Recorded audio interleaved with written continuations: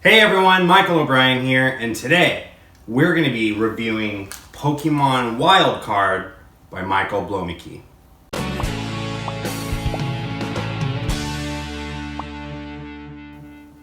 Alright, so today we're going to actually take a look at Pokemon Wild Card by Michael Bloemeke. Now, for those of you who don't know me, I absolutely love Pokemon. I actually include Pokemon themes throughout my show, both for children's events and adult events also.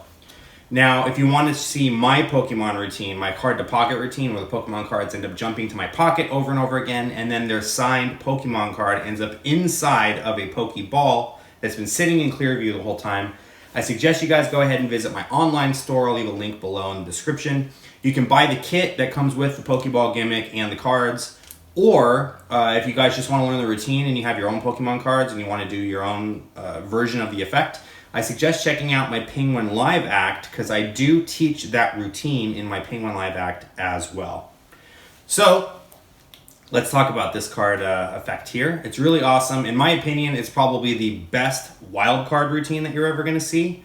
And the reason for that is because it makes sense. Now, the thing that I don't really like so much about wild card in general is the motivation behind it. You know, why am I going to turn a bunch of random cards into the Ace of Spades?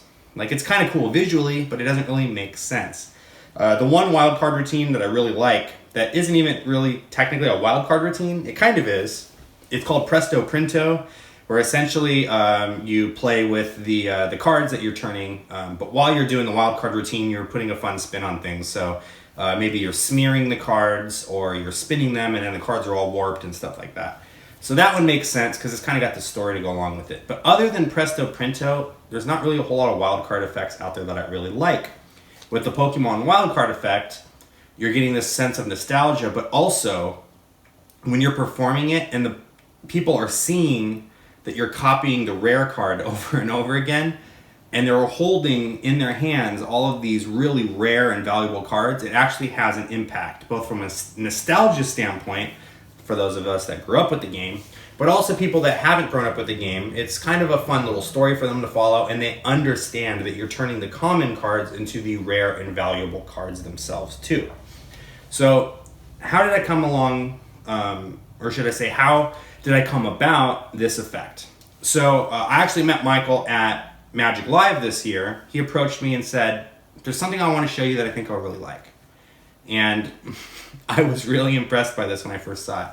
So essentially, what the routine is a wild card routine. And I'm going to leave a link in the description below. There's a couple performances of it, both Michael Bloemeke performing it, and I have a performance of it as well. So make sure you guys check those out too after you're done watching this video here. But essentially what you're getting is a booster pack and some Pokemon cards. Now, the thing that I really like about this is that everything is completely customizable. So you can choose the era that the cards come from, whether you want like the original base set 1 cards, or you want maybe some more modern cards. You can choose the types of cards that get placed in there. You get a nice little variety. And then, of course, the wild card, or the rare card, is the rare holographic Charizard card. Now, for those of us who grew up with Pokemon, we knew that this was the card to get. So when people see this card, they automatically know, wow, that is really cool, you have a Charizard. In fact, when I'm performing my normal Pokemon routine, I take out the deck of Pokemon cards and hand it out for someone to choose one. Almost 100% of the time, someone in the audience asks, do you have Charizard? So I actually combine this routine with my Pokemon routine, and it makes for a nice actual Pokemon set. And even if they don't ask if you have Charizard, just the fact that you're able to kind of explain and walk them through like what the card game is for those that may not know about it, it's going to be a nice little introduction to the game for some people. And for those that do already know about it, you're going to take them down memory lane. They're looking at, Staryu and the Pokédex and the energy cards and like the Pidgeys and stuff, So it's going to give them something nice and cool to kind of watch along with as well. And then when you get to the Charizard card, they're going to lose it. Now, for those of you who are not familiar, the Charizard was the first rare card in the original card game, the Pokemon card game that first came out.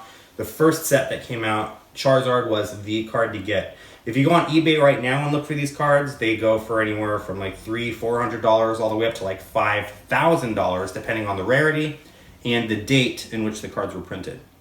Now, with this set, you're going to get, I believe it's 9 cards, and all of the cards will end up being Charizard cards. Now, you're probably wondering, well, if the cards go for like $300, that doesn't make any sense, right? Are they fake cards? Are you printing these cards yourself? Believe it or not, they're real Pokemon cards. The audience can handle them. They can look at the card. It really, truly is holographic. They really are real Charizard cards.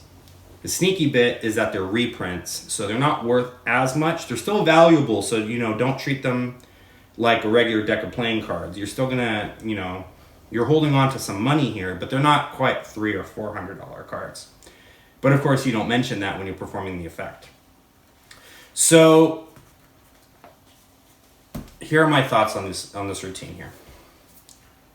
Michael has decided that he was going to do a limited run of these cards and make them available to you. So if you guys are looking for a really cool effect that's full of nostalgia, that's going to hit hard for both adult audiences and for kids, I would suggest checking this effect out.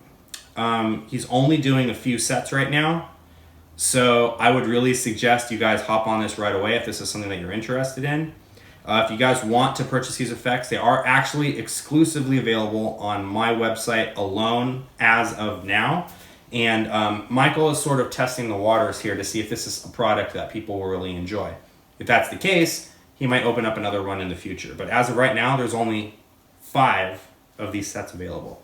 So if this is something that you guys are interested in learning, not only are you going to get the card sets themselves, which are all handmade by Michael Bloemeke himself, you're also going to get a tutorial that teaches you his version of the In the Hands wildcard routine.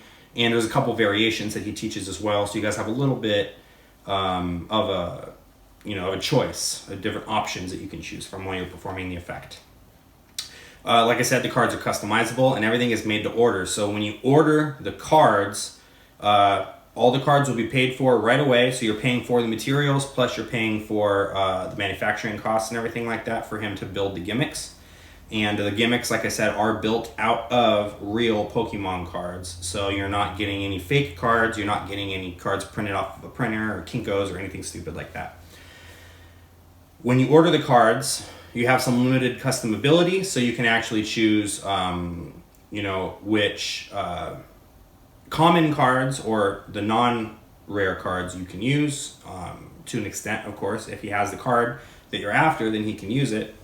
And the rare holographic Charizard, I believe, comes in 2 versions right now. Either the standard, which is this one with the holographic inside of the picture, or the reverse holo, which means that the entire card is shiny. It may be the reverse holo might be easier for people to see from a distance that it's actually shiny. But if you're looking for that true nostalgia feeling, the original normal holographic is the one that I went with because I thought it was the best. He also includes a booster pack sleeve, but you don't have to use the booster pack sleeve he gives you. In fact, I'm actually on the hunt right now for one of the original booster pack sleeves that go with the base set 1 cards, so that, you know, everything is themed properly, because this is actually one of the newer booster packs, but these are the older cards. So you can use any booster pack that you want, and I just keep all the cards inside the booster pack, and then when I'm ready to go into the routine, I introduce the cards, and then I'm on my way. But anyways, I hope you guys enjoyed this little review. Please feel free to leave a comment below if you have any questions about it. And like I said, make sure you guys pick up a set of the Pokemon wild cards, because they will be going very fast. If you're looking for an effect to perform that like not everyone in the world is already doing, there's already only a handful of people doing this routine. Michael Bloemeke, myself, Cody Fisher, and Eric Tate so far are the only people that are actually performing this effect. So if this is something that you guys want to jump onto and perform, I highly suggest you check it out. Anyway, thank you so much for watching this review. Until next time, keep practicing.